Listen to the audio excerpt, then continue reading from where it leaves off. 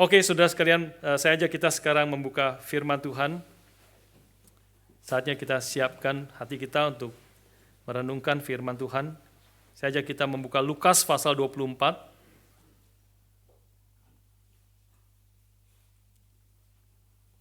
Saya undang yang pria membaca bersama-sama dengan saya. Lukas 24 ayat 25 sampai 27. Lalu kemudian yang wanita membaca bersama-sama ayat yang ke-44 sampai 47. Ya, pertama-tama pria bersama-sama dengan saya Lukas 24 ayat 25 sampai 27 dan kemudian nanti wanita membaca ayat 44 sampai 47. Mari para pria bersama-sama dengan saya membaca Lukas 24. Konteksnya adalah Tuhan Yesus berkata kepada dua muridnya di dalam perjalanan ke Emmaus, ya, setelah Kristus bangkit. Mari kita membaca bersama-sama para pria 25 sampai 27. Lalu ia berkata kepada mereka, "Hai kamu orang bodoh, betapa lambannya hatimu sehingga kamu tidak percaya segala sesuatu yang telah dikatakan para nabi. Bukankah Mesias harus menderita semuanya itu untuk masuk ke dalam kemuliaannya?" Lalu ia menjelaskan kepada mereka apa yang tertulis tentang dia di dalam seluruh kitab suci, mulai dari kitab Musa dan segala kitab nabi-nabi. Wanita 44 sampai 47, 2, 3.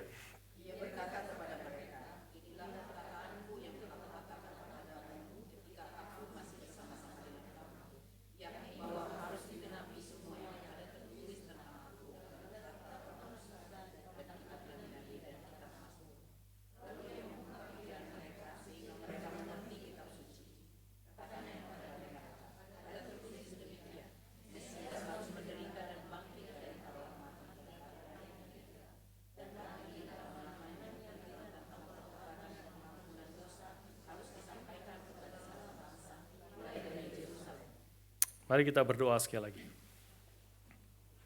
Saja kita semua buka suara berdoa bagi setiap diri kita masing-masing, untuk teman-teman di kiri dan kanan kita, untuk hamba Tuhan yang memberitakan firman. Kiranya Tuhan yang berbicara dan memberikan firman-Nya dan memimpin akan setiap kita. Mari kita berdoa membuka suara bersama-sama. Bapa kami di surga, saat ini kami datang kepadamu siap untuk mendengarkan firman Tuhan. Kami bersyukur yang Tuhan sudah pimpin di dalam waktu sebelumnya. Kami ingin menyerahkan waktu ke depan ini ke dalam tangan Tuhan. Mohon Kau yang berkati setiap kami. Kami akan merenungkan firman Tuhan. Roh-Mu yang kudus yang memberkati hamba-Mu juga, sehingga dia boleh memberitakan firman sesuai dengan isi hati Tuhan. Firman yang berkuasa, firman yang hidup dan yang menghidupkan kami, dan firman yang membentuk akan hidup kami. Tuhan, urapi hamba-Mu yang penuh dengan kelemahan, sehingga dia boleh menyampaikan firman-Mu sesuai dengan kehendak Tuhan. Terima kasih Bapa, berkati setiap kami dan pimpinlah setiap kami. Di dalam nama Tuhan kami Yesus Kristus, kami bersyukur, kami berdoa. Amin. Saudara sekalian, kita dari minggu lalu membahas atau memasuki satu tema yang baru atau satu seri yang baru setelah kita menyelesaikan eksposisi kita dari kitab Wahyu. Dan kita untuk beberapa minggu ke depan ini kita akan membahas satu tema yang baru, ya, yaitu bukan eksposisi seperti biasanya kita lakukan, tetapi kita membahas tentang tanda-tanda gereja yang sehat, marks of healthy church. Ya, ini kita sudah membahas minggu yang lalu. Kita membahas tanda yang pertama dari gereja yang sehat, yaitu gereja yang berpusat kepada firman Tuhan. Ya, seperti tadi Saudara Ari menyampaikan, firman Tuhan menjadi pusat daripada seluruh ibadah kita. Ya, dari semua apa yang kita kerjakan dan di dalam ibadah kita. Dan minggu lalu saya fokuskan kepada bagaimana hidup bergereja yang berpusat kepada firman itu diekspresikan secara khusus di dalam expository preaching. Ya, khotbah eksposisi yang minggu lepas minggu membahas bagian tertentu dari Alkitab secara berurutan, baik pasal demi pasal, ayat demi ayat, dan itu harus menjadi diet yang utama, makanan yang utama dari gereja yang sehat. Ya, tentu khotbah tematik seperti seri ini yang kita bahas ada tempatnya. Ada waktu-waktu tertentu kita boleh membahas secara khusus khotbah-khotbah tematik, tetapi secara umum diet yang utama, makanan yang utama yang harus dikerjakan, diterima oleh jemaat Tuhan dan yang dikerjakan dari atas mimbar khususnya haruslah merupakan khotbah eksposisi yang memang juga selama bertahun-tahun kita ada di gereja ini, kita boleh menerima itu menjadi makanan utama kita. Nah, saudara sekalian, hari ini kita akan membahas akan tanda yang kedua, tanda gereja yang sehat yang kedua, yang sangat berkaitan erat dengan tanda yang pertama itu. Ya, jadi waktu kita bertanya tentang gereja yang berpusat kepada firman, waktu ditanya berpusat kepada firman, firman yang mana? Nah, ini menjadi pertanyaan yang lebih detail. Kita masuk lebih detail. Waktu bicara tentang firman Tuhan, firman yang mana? Firman Tuhan begitu banyak. Memang harus semuanya, ya, kita memberitakan firman. Tetapi kalau kita bisa bertanya, apa yang menjadi berita utama dari seluruh Alkitab ini sebenarnya? Nah, kita mau masuk lebih detail. Ini yang kita pikirkan dalam tanda yang kedua. Apa yang menjadi berita utama dari seluruh Alkitab? Maka jawabannya sebenarnya bisa beragam-ragam. Waktu berbicara tentang biblical theology, maka itu bisa ada jawaban bermacam-macam. Misalnya salah satu jawaban yang cukup common adalah covenant. Misalnya seluruh Alkitab tema yang utama adalah bicara tentang covenant. Ada yang bicara atau perjanjian, ada yang berbicara tentang kingdom of God. Itu juga tema yang sangat besar di dalam Alkitab. Tetapi juga ada salah satu yang saya akan approach di sini yang juga sangat, sebenarnya berita itu juga sangat berkaitan satu dengan yang lain. Kita boleh mengertinya hari ini saya mau mengatakan berita utama dari seluruh Alkitab adalah, khususnya kalau melihat daripada perspektif perjanjian lama, berbicara tentang keselamatan yang berasal dari Tuhan. Itu Yunus pasal 2 ayat 9 itu mengatakan, keselamatan, salvation belongs to the Lord. Dan hanya dari Tuhan keselamatan itu. Artinya adalah di dalam seluruh Alkitab perjanjian lama khususnya kita mau ditegaskan kita adalah manusia berdosa yang tidak bisa menyelamatkan diri kita sendiri. Ya, kita adalah orang yang selalu gagal memegang akan perjanjian kita dengan Allah. Ya, berkali-kali mulai dari Kejadian pasal 3 dan seluruh sejarah Israel menegaskan akan kegagalan umat Tuhan, bagaimana Tuhan sudah memberkati, Tuhan sudah memimpin, tetapi umat Tuhan selalu gagal dan gagal lagi. Sehingga Tuhan sendiri yang harus mengintervensi untuk menyelamatkan mereka. Tuhan menyatakan anugerahnya yang radikal untuk membebaskan mereka dari dosa-dosa mereka, dari kegagalan mereka. Nah, di dalam perjanjian baru khususnya kemudian kita melihat bagaimana hal ini terjadi, bagaimana intervensi Tuhan itu, anugerah yang radikal itu dinyatakan di dalam kepada umat Tuhan. Maka perjanjian baru menegaskan keselamatan atau anugerah yang radikal itu dinyatakan di dalam Kristus. Hanya melalui Kristus. Dan itulah yang kita baca di dalam Lukas pasal yang ke-24 bahwa seluruh akan perjanjian lama sebenarnya berpuncak atau berfokus kepada Kristus yang telah datang ke dalam dunia untuk menyelamatkan manusia berdosa. Ini tadi sudah membaca Lukas pasal 24 adalah penjelasan Kristus kepada murid-muridnya yang tidak mengerti, yang tidak tahu sebenarnya apa yang menjadi fokus daripada perjanjian lama. Khususnya itu tentu adalah berbicara tentang perjanjian lama. Dan Tuhan Yesus mengatakan kepada mereka, hai kamu orang bodoh, betapa lambannya hatimu, sehingga kamu tidak percaya segala sesuatu yang telah dikatakan para nabi. Bukankah Mesias harus menderita semuanya itu untuk masuk ke dalam kemuliaannya? Lalu Yesus menjelaskan kepada mereka apa yang tertulis tentang dia dalam seluruh kitab suci. Mulai dari kitab-kitab Musa dan segala kitab nabi-nabi. Ayat 44 sampai 47 juga intinya membicarakan tentang hal yang sama. Saudara sekalian, jadi secara spesifik waktu kita berbicara hari ini kita memikirkan tanda yang kedua adalah gereja yang sehat bukan hanya gereja yang berpusat kepada firman Tuhan, kepada Alkitab, tetapi juga gereja yang berpusat kepada Kristus secara lebih spesifik. Berpusat kepada Injil dari Yesus Kristus. Not only scripture centered atau word centered, tetapi juga perlu Christ centered and gospel centered. Ini gereja yang sehat menjadi tandanya. Saudara sekalian, formulasi klasik daripada Injil, maka kita boleh simpulkan secara singkat, kita mau mengatakan bahwa kita itu diselamatkan hanya karena anugerah Allah. Ini formulasi singkat dari Injil. Kita itu diselamatkan hanya karena anugerah Allah, yang dikerjakan hanya di dalam Kristus dan yang kita terima hanya dengan iman. Yaitu khususnya Roma pasal 3 menegaskan itu. Ya, we are justified by grace alone, through in Christ alone, through faith alone. Itu sola, 3 sola yang menjadi moto juga di dalam gereja Reform. Saudara sekalian, iman inilah yang kemudian melalui kita mendengar Injil, percaya dan Roh Kudus bekerja di dalam hati kita dan kita boleh beriman di dalam Kristus, maka iman inilah yang mempersatukan kita dengan Kristus yang tidak mengenal dosa tetapi telah dijadikan dosa karena kita, supaya di dalam Dia, di dalam Kristus kita itu boleh dibenarkan oleh Allah.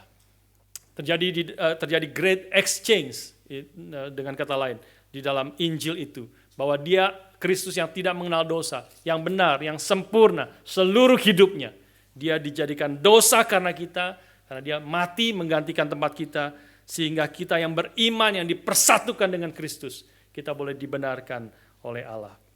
Saudara sekalian, dengan kata lain, Injil itu menekankan apa yang telah dilakukan Allah melalui Kristus, khususnya di dalam melalui kematian dan kebangkitannya, dan tentu melalui seluruh ketaatan di dalam sepanjang hidupnya. Injil itu menekankan apa yang telah dilakukan Allah di dalam Kristus untuk menyelamatkan manusia berdosa. Dan keselamatan ini adalah keselamatan yang kita bisa terima, hanya bisa terima itu melalui iman. Ini formulasi klasik daripada Injil. Kita terima melalui iman, tetapi iman yang menyelamatkan kita juga itu adalah iman yang harus menghasilkan hidup yang memuliakan Allah, hidup yang mengasihi Dia, dan hidup yang taat akan perintah-perintahnya. Ini yang seringkali dikatakan oleh Martin Luther, mengatakan bahwa we are saved by faith alone, but the faith that saves is never alone. Ini formulasi klasik ya dari Injil. Bahwa kita diselamatkan hanya dengan iman semata-mata. Tetapi iman yang menyelamatkan itu, dia tidak pernah sendiri. Dia harus menghasilkan buah. Dia harus menghasilkan perbuatan baik. Ya, iman, ya, kitab Yakobus mengatakan kalau iman itu, kau mengatakan kau beriman tetapi engkau tidak menghasilkan perbuatan baik, perbuatan yang taat kepada Tuhan, perbuatan yang memuliakan nama Tuhan, maka imanmu adalah iman yang mati. Namanya engkau tidak beriman di dalam Kristus sama sekali. Tapi ketika engkau beriman di dalam Kristus, sudah sungguh-sungguh beriman di dalam Dia, dipersatukan dengan Kristus, maka engkau pasti akan menghasilkan hidup yang berkenan kepada Tuhan, yang taat kepada Tuhan. Nah ini sudah sekalian, inilah formulasi klasik daripada Injil. Nah kita akan melihat hari ini secara khusus, memikirkan poin ini dengan lebih detail, waktu kita memikirkan akan dua musuh daripada Injil. Kita akan mengerti inti Injil, gospel-centered church, gospel-centered message itu menjadi semakin tajam ketika kita, dan mengerti krusialnya ketika kita mengerti akan dua musuh Injil yang bukan hanya menjadi tanda dari gereja yang tidak sehat sebaliknya, tetapi juga sesuatu yang seringkali ada di dalam jiwa kita, pergumulan di dalam jiwa kita yang terus berperang sebenarnya dengan Injil yang sejati yang Tuhan sudah berikan kepada kita. Mungkin sebagian kita pernah dengar ini, tetapi kita waktu pikirkan bersama-sama dua poin ini, dua musuh Injil ini, kita akan mengerti lebih dalam dan mengerti berapa bahayanya dua musuh Injil ini. Yang pertama, musuh Injil yang pertama adalah legalisme. Ya, legalisme. Legalisme adalah suatu sikap hati dan kepercayaan bahwa kasih Allah itu bergantung kepada apa yang saya lakukan. Ya, sekali lagi ya, legalisme itu berarti satu sikap hati dan kepercayaan bahwa kasih Allah itu bergantung kepada apa yang saya lakukan. Atau dengan kata lain, ketaatanku kepada Allah, perbuatan baikku untuk mentaati firman Tuhan, bahkan pengorbananku, penyangkalan diriku, itu menjadikan aku seorang yang layak di hadapan Tuhan. Sehingga kalau aku adalah seorang yang layak karena aku sudah taat kepada Tuhan, aku sudah melayani Tuhan, aku sudah berkorban bagi Tuhan, maka sudah seharusnya Tuhan itu memberkati aku. Akibatnya kita akan menjadi marah dan kecewa kalau Tuhan tidak memberikan kepada kita apa yang kita mau, apa yang kita minta kepada Tuhan. Misalnya pernah terjadi, betul-betul terjadi, ada seorang yang sudah dalam seorang pelayanan di, kalau tidak salah waktu itu di Australia, ya, dia setelah berkhotbah dan sebagainya memberikan ceramah, dan kemudian ada seorang yang sudah lama di gereja itu memberikan surat pertanyaan kepada dia, dan surat itu mengatakan bahwa, Pak Pendeta, saya mau tanya kepada kamu, saya itu adalah sudah penatua di gereja ini 20 tahun. Saya sudah melayani dari mengajar sekolah minggu, saya sudah melayani banyak hal, saya mengerjakan banyak hal dan menjadi berkat yang besar, dan semua orang di gereja ini juga sangat menghargai apa yang saya kerjakan. Ya, saya ikut dalam pembangunan gereja, pembangunan gedung, membeli ini, membeli itu, melakukan banyak hal. Saya terlibat di dalam banyak pelayanan di gereja ini. Tetapi mengapa Tuhan tidak menyembuhkan anak saya ketika anak saya sakit dan saya sudah minta kepada Dia? Langsung pendeta itu sense satu hal. Ada satu hal yang salah dari pertanyaan ini. Pertanyaan ini mengasumsikan bahwa ketika engkau sudah melayani Tuhan, mengerjakan ini, melakukan itu, melakukan kebaikan, segala sesuatu yang kau sudah kerjakan, itu membuat engkau layak, membuat Tuhan berhutang kepadamu. Sehingga kalau engkau meminta sesuatu, dan Tuhan tidak memberikan, maka engkau menjadi marah dan kecewa kepada Tuhan. Karena engkau rasa Tuhan harus menjawab, dan memberikan apa yang menjadi permintaan daripada Dia. Tentu itu bisa menjadi pergumulan setiap kita, bukan? Ya, bahwa kita kesulitan, pergumulan, kita berdoa, dan seperti kesulitan tidak hilang, ya, dan kita terus mengalami mungkin sakit, mungkin kegagalan ataupun segala macam, dan kita sudah minta pertolongan Tuhan dan Tuhan tidak menjawab. Tentu itu menjadi pergumulan bagi kita. Ya, menjadi pergumulan bagi kita. Tapi yang menjadi problem di sini adalah satu sikap hati, sekali lagi, satu sikap jiwa yang percaya karena aku sudah melakukan itu, mentaati ini, melakukan segala sesuatu, maka Tuhan sudah seharusnya menolong aku dan memberikan segala apa yang aku minta kepada Dia. Dengan segala apa yang aku lakukan, aku menjadi orang yang layak, worthy di hadapan Tuhan. Karena semua hal yang baik yang aku sudah kerjakan. Saudara pikir lebih dalam, ini adalah sebenarnya juga adalah mirip dengan doa orang Farisi. Ya, doa orang Farisi, saudara ingat doa orang Farisi dalam perumpamaan yang Tuhan Yesus katakan, ada orang Farisi datang ke bait Allah dan mengangkat tangannya, dan dia berdoa, Tuhan, aku bersyukur kepadamu karena aku sudah berpuasa seminggu 2 kali. Aku bersyukur kepadamu karena aku memberikan perpuluhan. Aku bersyukur kepadamu karena aku melakukan ini, melakukan itu. Semua hal yang memang adalah hal yang baik, ada hal yang benar. Aku melakukan itu. Dan kemudian dia mengatakan, dan aku tidak seperti pemungut cukai itu, yang melakukan segala dosa-dosa yang menjijikkan. Tuhan, aku bersyukur kepadamu untuk semuanya itu. Dan Tuhan mengatakan orang ini pulang dari bait Allah sebagai orang yang tidak dibenarkan, tidak diterima. Doanya tidak diterima oleh Tuhan. Karena dia berdoa, membanggakan dirinya, meninggikan dirinya, dan menganggap dirinya layak karena semua hal yang dia sudah kerjakan bagi Tuhan. Inilah akibat selanjutnya di dalam doa itu kita mengerti orang yang demikian, orang yang berpikir secara legalisme, maka dia akan memandang rendah orang lain, khususnya mereka yang tidak taat seperti dia. Dia orang yang taat, dia posisinya tinggi, mulia, lebih mulia. I am holier than thou. Aku lebih suci, apalagi pemungut cukai, pelacur-pelacur itu. Orang-orang yang tidak taat kepada Tuhan. Maka dia menghina sekali orang-orang lain yang tidak taat. Dan dia tidak sabar. Dan dia akan menekan dan memaksa orang untuk berubah. Orang yang Berpikir secara legalistik adalah orang yang berpikir bahwa aku ada sebagaimana aku adalah karena ketaatanku. Aku ada sebagaimana aku ada karena pengorbananku. Aku ada sebagaimana aku ada adalah karena segala sesuatu yang telah aku kerjakan. Bukan semata-mata karena anugerah Allah di dalam Kristus. Ini musuh yang pertama, saudara sekalian. Musuh yang pertama dari Injil. Ketika kita mengerti musuh ini, kita akan makin mengerti tentang Injil yang sejati. Musuh yang kedua, saudara sekalian. Nanti kita coba simpulkan dua musuh ini. Ya.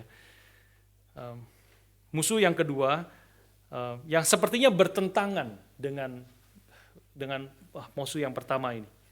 Tapi nanti kita akan lihat sebenarnya memiliki akar yang sama sekali. Musuh yang kedua adalah apa yang disebut sebagai antinomianisme, antinomianism. Ya.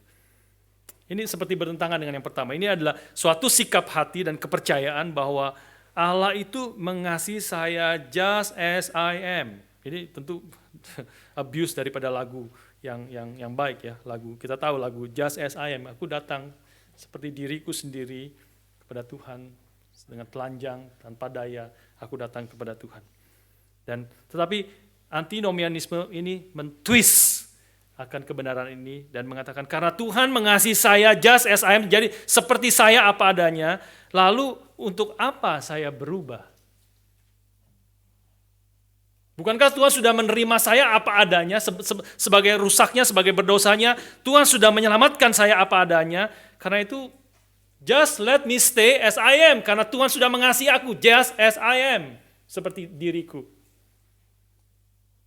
Karena keselamatan adalah sola gratia, semata-mata karena anugerah Tuhan, ditambah pengertian bahwa once saved, always saved. Aku sudah diselamatkan, sudah lahir baru, aku sudah percaya, maka aku akan terus diselamatkan. Apapun yang terjadi, apapun yang aku lakukan dalam dunia ini, Dia telah menyelamatkan aku sudah di dalam Kristus, Dia akan menyelamatkan aku sampai selama-lamanya. Once saved, always saved. Bukankah berarti kalau keselamatan itu semata-mata karena anugerah Tuhan, saya tidak ada bagian sama sekali, berarti saya bisa melakukan apa saja yang saya mau. Saya bisa menghidupi semau saya tanpa kehilangan akan keselamatan saya. Sudah bayangkan dua macam orang ini ada di dalam satu gereja, Gary Melbourne. Pasti akan bentur terus. Karena satu legalisme, kamu hidup nggak benar, nggak beres, gitu, dihina, kamu orang yang tidak layak di tempat ini. Yang layak orang seperti aku. Tapi yang itu mengatakan yang orang antinomianisme, kamu orang yang rasa diri paling suci dan sebagainya, dan rasa sok suci, ya. Sedangkan sebenarnya kita semua adalah orang berdosa, kita semua adalah orang yang masih terus, kita adalah orang yang diselamatkan hanya karena anugerah Tuhan, dan seterusnya. Terus akan berantem satu dengan yang lain. Saudara sekalian, ini dua sikap yang ada di dalam, bukan hanya sebagai musuh Injil, saya waktu memikirkan juga ada di dalam jiwa kita, ya saudara sekalian. Ini kita bisa jatuh ke dalam either one, dan bahkan bisa kadang-kadang satu legalisme, kadang-kadang menjadi antinomianisme. Kadang-kadang kita, kalau sudah pikirkan khususnya orang-orang yang tumbuh di dalam gereja, dari kecil sudah ke gereja, dia akan merasa kalau terus diajarkan tentang doktrin reform sola gratia, diselamatkan hanya karena anugerah saja.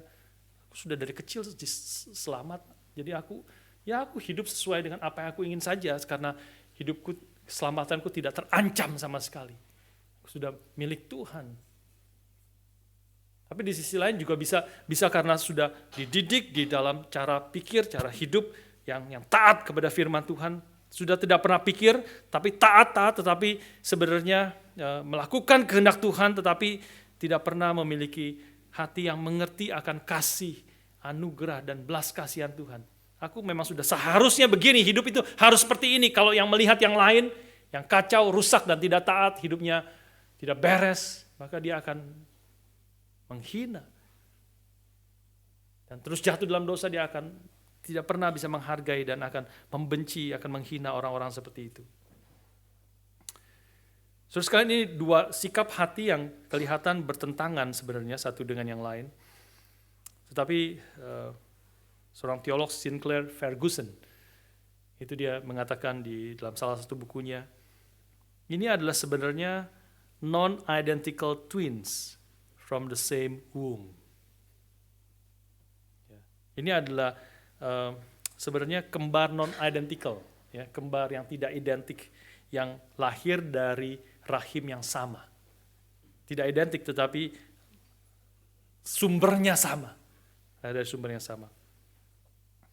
Dia kemudian menjelaskan khususnya di dalam Kejadian pasal yang ketiga berbicara tentang kejatuhan manusia di dalam dosa. Kenapa manusia jatuh di dalam dosa? Dia mulai tarik sebelumnya dari Kejadian pasal 2 ketika Tuhan memberikan perintah kepada Adam khususnya, semua pohon dalam taman ini boleh engkau makan buahnya dengan bebas.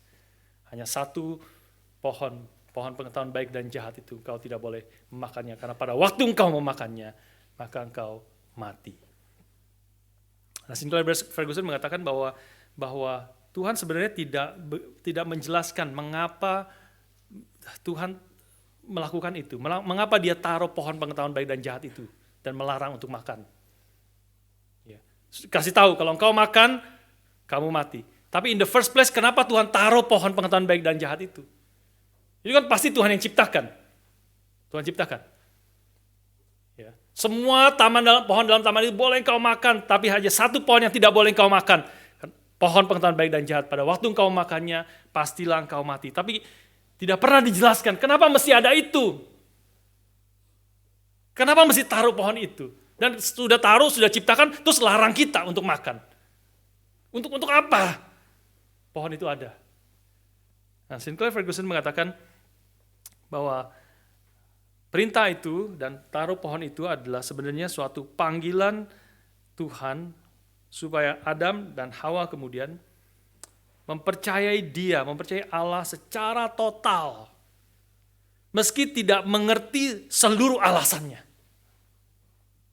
Tidak mengerti seluruh alasannya, tetapi percaya bahwa Dia adalah Allah yang mengasihi kita dan segala perintahnya itu adalah baik bagi saya. Meskipun tidak mengerti secara detailnya, tahu kalau melanggar mati, tahu. Tapi kenapa harus ada di situ? Kau tidak perlu tanya sepenuhnya sampai detail. Engkau mungkin kalau dijelaskan oleh Tuhan juga engkau tidak mengerti seluruhnya.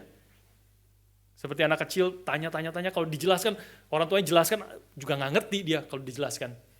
Masih terlalu kecil. Ini adalah panggilan untuk engkau percaya kepadaku. Aku adalah Tuhan yang menciptakan engkau.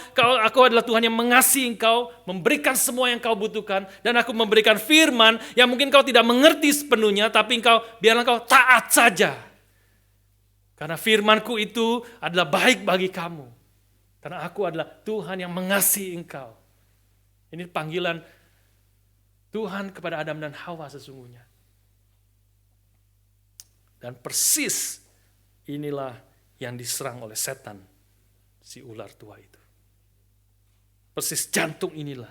Di dalam Kejadian 3 ayat yang keempat ketika setan berkata, makan saja. Kamu tidak akan mati. Tuhan sudah bilang mati. Kamu tidak akan mati. Allah melarang itu karena Allah melarang itu karena Dia mengetahui kalau waktu engkau memakannya matamu akan terbuka dan kamu akan menjadi seperti Allah. Tahu tentang yang baik dan yang jahat. Apa yang dikatakan setan di sini? Setan mengatakan kalimat ini untuk menyerang akan integritas Allah, akan karakter Allah yang penuh kasih itu. Dia mengatakan, Tuhan memberi perintah itu kepadamu karena Dia tidak mau ada saingan. Dia tidak mau kamu menjadi seperti Dia. Dia tidak mau kamu mengetahui baik dan jahat. Dan perintah-perintahnya itu sebenarnya sangat mengekang kau, menghalangi kamu to realize your full potential. Tuhan tidak mau itu. Perintahnya itu menghalangi kamu, mengekang kau, menghalangi kau untuk menjadikan kau sepenuh-penuhnya hidup yang berkelimpahan. Setan perkataan itu mempertanyakan, menuduh Tuhan. Karakter Tuhan yang penuh kasih dan firman-Nya itu baik. Karena tidak firman-Nya Tuhan itu karena dia tidak mau engkau mengalami kelimpahan hidup. Dia tidak mau engkau menjadi seperti dia. Perintahnya itu mengekang engkau, membatasi engkau. Dan kalau engkau mentaati Allah, maka hidupmu akan miserable. Akan merana. Karena Allah tidak menginginkan apa yang terbaik bagi engkau. He does not have your best interest in his heart. Dia tidak menginginkan itu. Itulah perkataan setan. Makan, kamu tidak akan mati, tapi kamu akan menjadi seperti Allah, tahu tentang yang baik dan jahat. Allah tidak menginginkan apa yang terbaik bagi engkau. Dan ini adalah kebohongan yang telah dipercaya manusia sejak Adam sampai sekarang.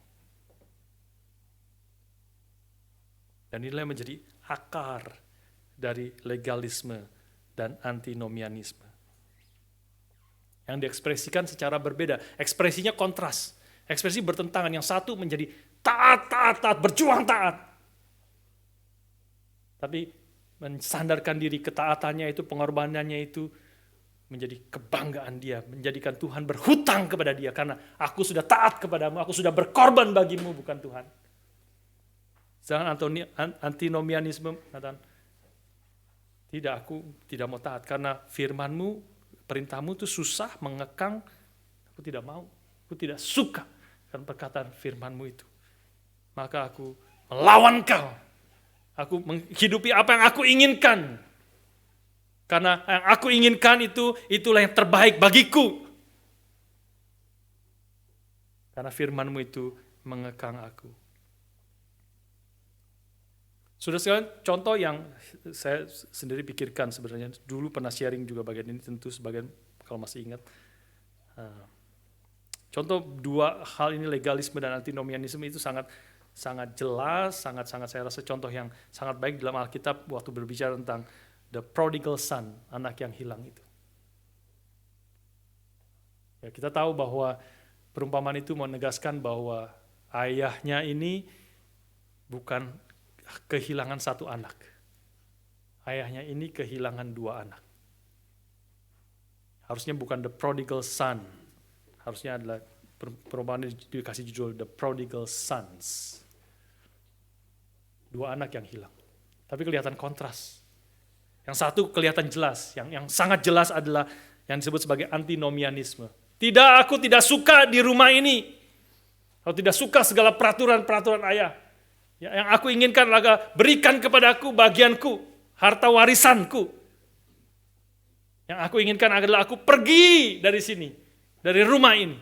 Aku akan menghabiskan uangku dengan berpesta pora, melakukan segala sesuatu yang aku inginkan bersama dengan teman-temanku. Jelas ini adalah anak yang hilang. Dia pergi meninggalkan, dapat bagiannya, dan menghabiskan pesta pora dan sebagainya. Dengan jelas, dia tidak suka tinggal di rumah akan ayahnya itu. Tapi kita tahu anak yang sulung, kakaknya itu yang ada di dalam rumah yang tidak pergi. Ini adalah gambaran legalisme karena dia juga, dan ini kadang-kadang bisa menjadi lebih parah karena kelihatan di luarnya kelihatan baik. Di luarnya kelihatan taat. Dia tidak meninggalkan rumah, dia ada di dalam rumah, dan dia taat mengerjakan semua yang ayahnya inginkan. Tetapi dia tidak suka. Dia tidak senang. Dia terpaksa melakukan itu. Mungkin dengan alasan mungkin dia takut, mungkin dia tidak ada keberanian untuk melawan akan ayahnya. Dia rasa inilah yang saya lakukan, tetapi dia tidak senang sebenarnya ada di dalam rumah itu. Itu nyata sebenarnya, kalau saudara baca dalam perumpamaan itu sudah akan tahu bahwa Itu hanya nyata ketika ketika adiknya yang sudah menghambur-hamburkan harta itu akhirnya sadar dia telah berbuat dosa kepada Tuhan, kepada ayahnya, dan dia kembali. Dia sudah hampir mati, tidak ada makanan, dia kembali dan dia berpikir, aku jadi budak saja daripada ayahku yang dapat makanan begitu banyak di rumah. Aku paling tidak akan mati. Tapi ketika dia pulang dari jauh, ayahnya sudah melihat dia. Dan ayahnya berlari menghampiri dia. Berlari itu merendahkan dirinya. Orang tua yang kaya, yang terhormat itu tidak ada orang tua yang kaya dan terhormat itu lari. Tidak ada zaman waktu itu. Jalannya pelan-pelan. Jalannya penuh keanggunan. Tapi ini lari memeluk anaknya. Dan menerimanya, bersukacita. Mari kita berpesta. Mari kita bersukacita karena anakku yang sudah hilang sekarang ditemukan kembali. Anakku yang sudah mati sekarang hidup kembali. Mari kita berpesta, bersukacita karena anakku yang hilang ini sudah kembali. Tapi kakaknya mendengar itu, dia tidak suka. Dia marah sekali. Dia marah dan tidak mau masuk ke rumah. Tidak mau ikut pesta itu. Dia di luar. Dan ayahnya harus keluar lagi menghampiri anak ini. Anak yang juga hilang sebenarnya. Tapi hilangnya di dalam rumah. Dan dia mulai tahu dalam percakapan dengan anaknya itu. Dia tahu bahwa anaknya tidak mengerti sekali akan anugerah Tuhan. Anugerah yang ayahnya berikan. Segala kebaikan yang ayahnya berikan. Anak-anak yang sulung itu marah karena aku tidak mau masuk. Karena apa? Bagaimana engkau bisa menerima anakmu yang sudah hilang, yang sudah menghamburkan uang itu, your son, anakmu itu, putramu itu, sudah menghamburkan uang, yang menghabiskan uangnya dengan pelacur dan sebagainya. Sekarang dia kembali, kau menerima dia dengan tangan terbuka, berpesta bahkan. Sedangkan aku bertahun-tahun aku ada di rumah, aku tidak pernah menghambur-hamburkan uang, tapi kau tidak pernah memberikan kepada aku satu kambing atau domba untuk berpesta dengan teman-temanku. Sedangkan aku selama ini sudah menjadi budakmu. I've been slaving for you. Itu kalimat yang dipakai oleh anaknya yang sulung itu. I've been slaving, aku telah menjadi budakmu. Artinya dia tidak suka di rumah itu. Dia melakukan itu, dia terpaksa melakukan itu. Dia tidak pernah mengerti segala anugerah Tuhan, anugerah yang telah diberikan ayahnya kepada dia. Saudara sekalian, ini adalah dua musuh Injil, saudara sekalian. Dan gereja, termasuk gereja kita bisa jatuh ke dalam salah satu ekstrim ini. Salah satu ekstrim, waktu kita membahas tentang banyak teks di dalam Alkitab, maka ketika kita membaca teks-teks Alkitab yang memerintahkan kita melakukan sesuatu, mentaati Tuhan, menyangkal diri, memikul salib, mengikut Kristus, itu panggilan yang berkorban segala-galanya. Kalau engkau tidak menyangkal diri mengikut aku, engkau tidak layak mengikut aku. Kalau engkau tidak membenci bahkan ayahmu, ibumu, adikmu, kakakmu, kau tidak layak menjadi muridku. Wah, itu panggilan berat sekali. Tinggalkan segala-galanya, ikut aku. Kalau kita hanya menekankan bagian itu, perintah-perintah yang Tuhan inginkan bagi kita, dan tanpa melihatnya dalam konteks yang lebih besar, konteks Injil Yesus Kristus, maka kita akan menerima perintah-perintah itu dengan sikap, dengan cara berpikir yang legalistik. Oke, aku perintah Tuhan yang susah. Kalau tidak melakukan itu, aku tidak layak menjadi murid Tuhan.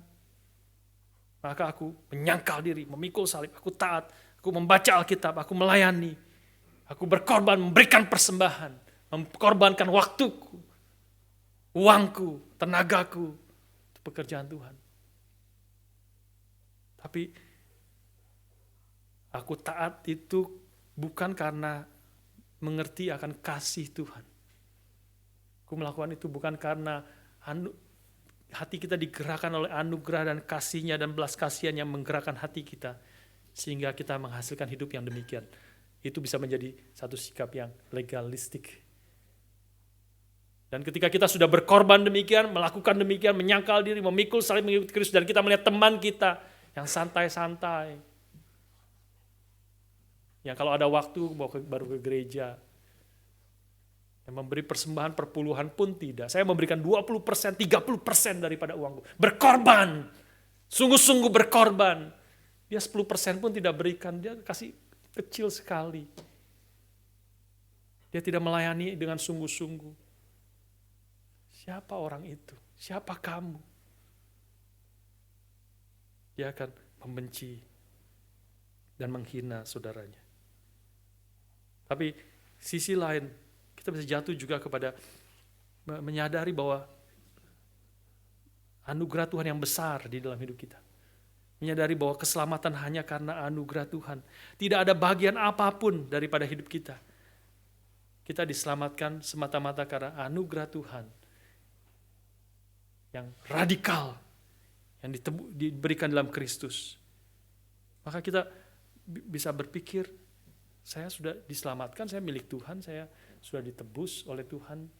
Maka tidak ada apapun yang aku bisa lakukan yang membuat Allah lebih mengasihi aku.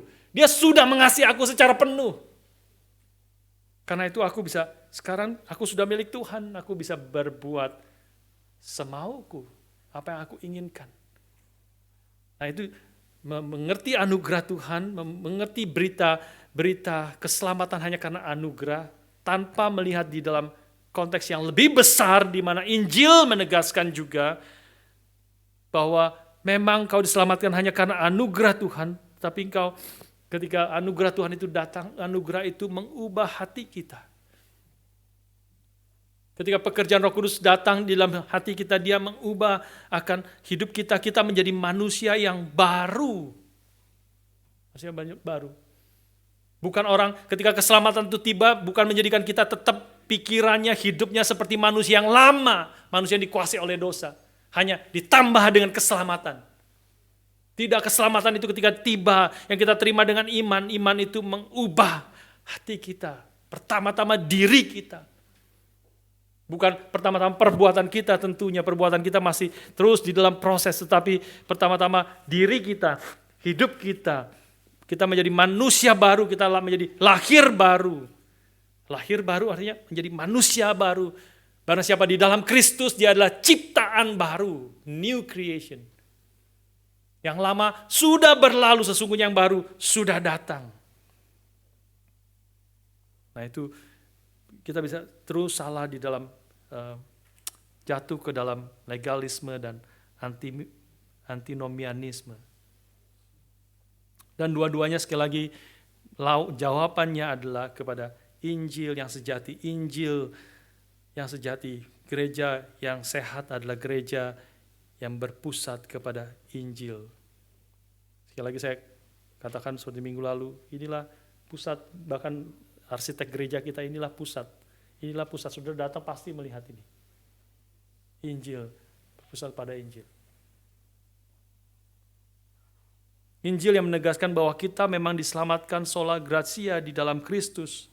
Betul, itu betul sekali. Tidak ada kontribusi apapun dari kita. Tidak ada kontribusi sedikit pun dari kita. Alkitab menegaskan semua perbuatan baik kita seperti kain kotor di hadapan Tuhan. Bahkan kita adalah orang yang sudah mati di dalam dosa-dosa kita. Bukan hanya perbuatan kita yang kotor, bukan hanya perbuatan kita yang tidak ada artinya di hadapan Tuhan sebagai manusia berdosa. Kita sendiri adalah manusia berdosa yang sudah mati di dalam dosa. Kita adalah pohon yang sudah rusak sampai ke akar-akarnya. Sehingga ketika seorang yang sudah mati, apa yang bisa orang mati kerjakan? Tidak ada yang bisa dikerjakan. Semua perbuatan kita adalah perbuatan yang tidak ada artinya di hadapan Tuhan.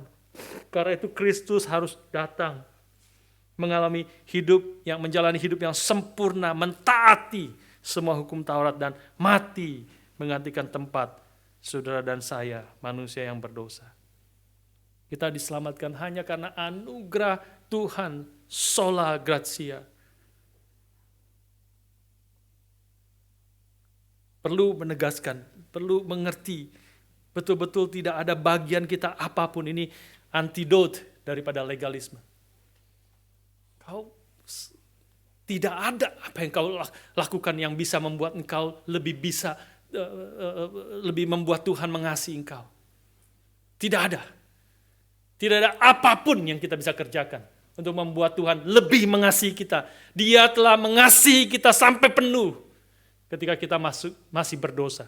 Kristus telah menyatakan kasih-Nya kepada kita. Allah menyatakan kasih-Nya kepada kita melalui Kristus yang telah mati bagi kita ketika kita masih berdosa. Ketika kita masih lemah, ketika masih durhaka, ketika kita masih menjadi musuh daripada Tuhan, membenci Dia. Dia telah mati bagi kita. Itulah kasih-Nya yang terbesar. Tidak ada apapun, perbuatan apapun yang kita lakukan yang membuat Allah lebih mengasihi kita. Dia sudah mengasihi kita sampai penuh dengan menyerahkan anaknya yang tunggal bagi kita ketika kita masih berdosa. Saudara sekalian, ini adalah semata-mata anugerah Tuhan. Kita terima, kita menerima itu semata-mata hanya anugerah Tuhan. Anugerah Tuhan yang kita terima itu adalah seperti Martin Luther sekali lagi memberi contoh, seperti tangan hampa yang terulur, tangan orang peminta-minta, beggar, stretching their hands.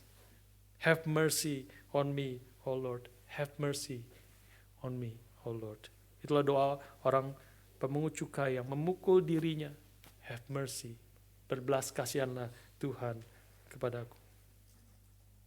Dan orang itu Tuhan mengatakan pulang sebagai orang yang dibenarkan oleh Tuhan. Artinya tidak ada kontribusi apapun. Ini semata-mata anugerah Tuhan. Tuhan berikan di dalam Kristus. Tapi kita harus melihat sisi aspek lainnya. Ketika kita mengerti itu, ketika kita digerakkan oleh anugerah dan kasih Tuhan, ketika kita menerima anugerah itu, melalui iman di dalam Kristus, maka iman itu sendiri akan menghasilkan hidup yang baru. Maka iman itu sendiri, kalau kita sungguh-sungguh sudah lahir baru dalam Kristus, iman hidup di dalam Kristus, iman yang kita terima, anugerah yang kita terima itu menghasilkan hidup yang ingin memuliakan Tuhan, ingin mentaati Dia.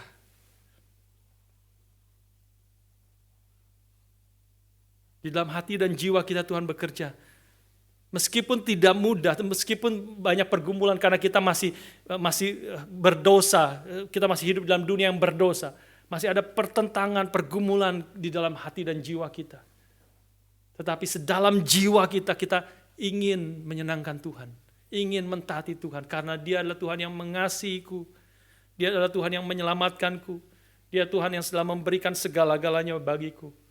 Dan firman-Nya yang Dia berikan kepadaku, perintah-perintahnya yang Dia juga berikan kepadaku, bukan hanya ini adalah kehendak-Nya, bukan hanya ini adalah karakter Dia yang memuliakan Tuhan, inilah kehendak Tuhan tentu, yang berkenan kepada Tuhan, yang memuliakan Dia, tapi perintahnya itu adalah perintah yang baik bagi saya.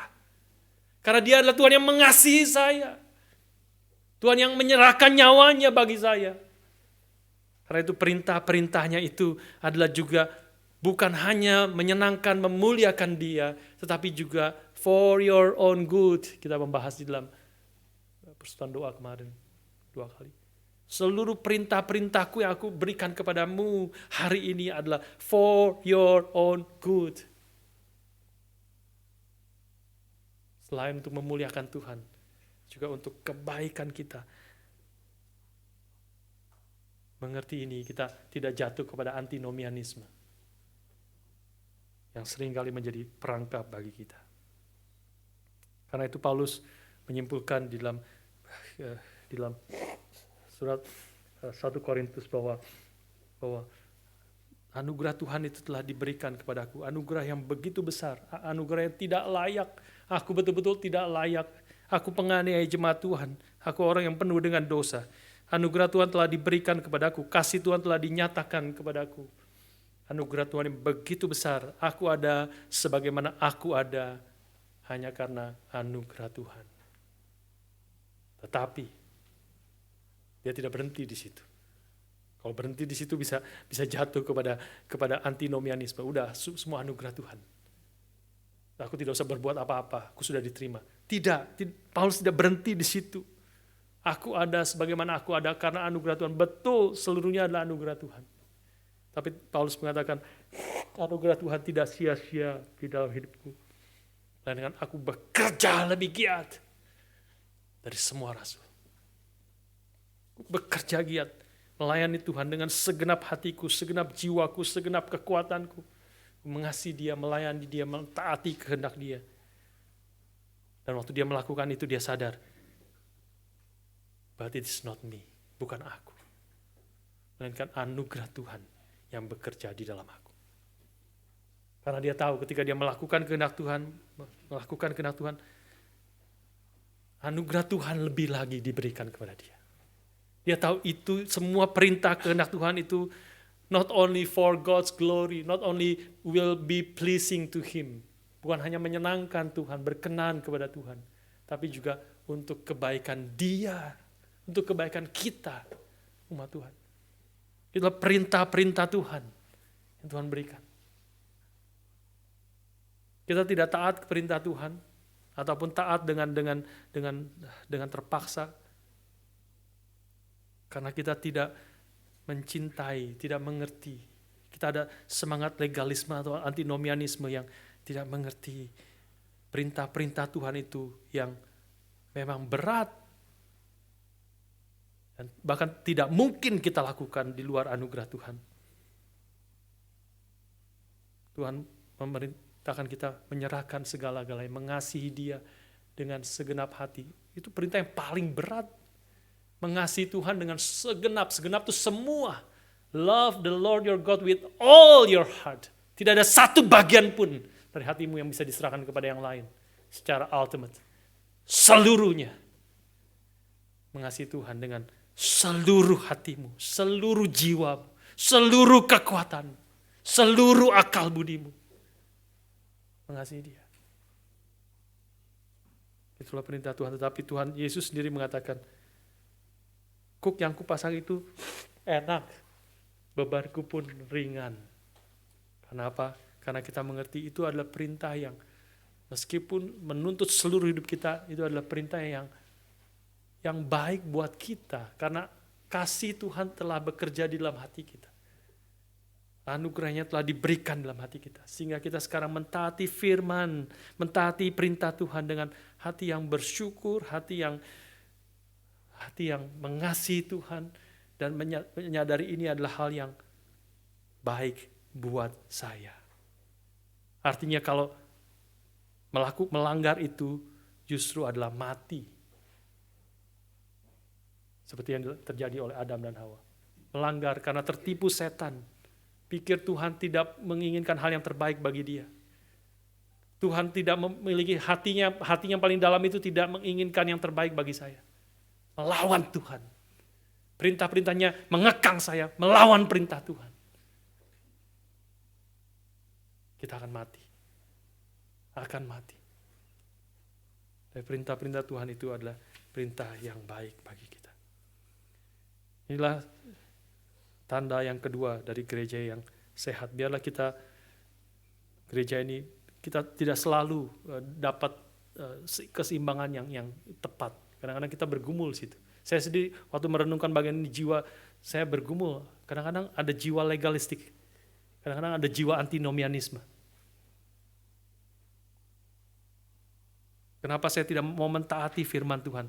Merasa firman Tuhan berat, susah. Atau mentaati tetapi terpaksa mentaati. Karena tugas panggilan.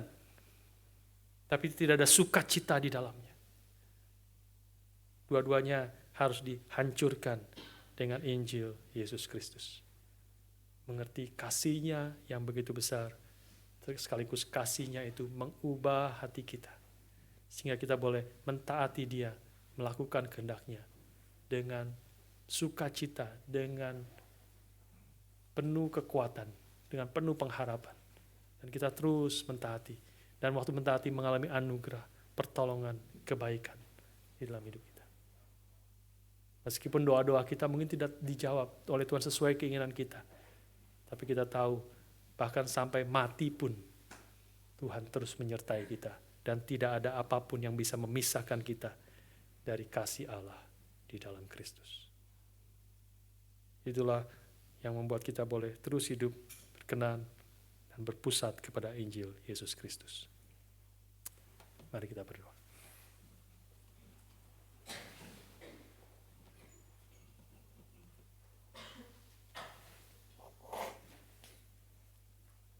Dengan berdiri bersama-sama kita menyanyikan lagu Bapa Terima Kasih.